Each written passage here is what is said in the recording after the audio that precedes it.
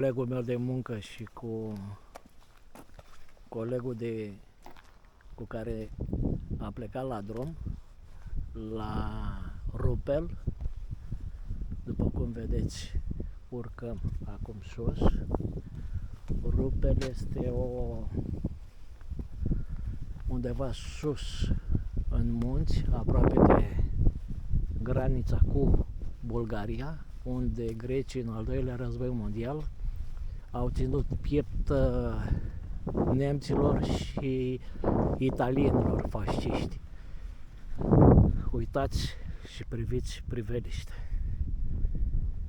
Cât de frumos este Fovero.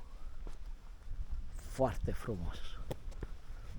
Acolo este parcarea în care sunt cele două motociclete.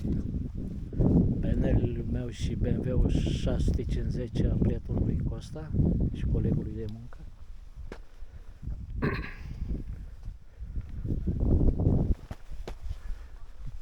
Vom urca puțin mai sus și vom avea o priveliște extraordinară.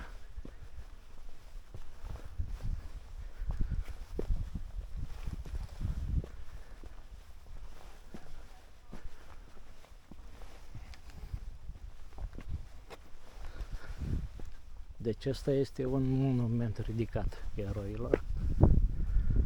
Ne vom apropia să vedem.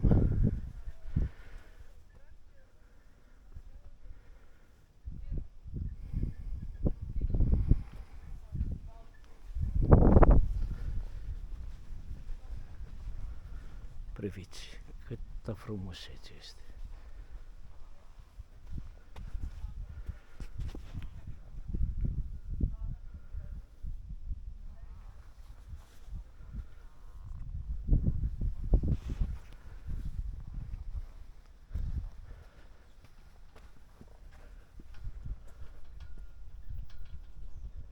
Aici sunt cei care au căzut în perioada de 6-10 aprilie 41.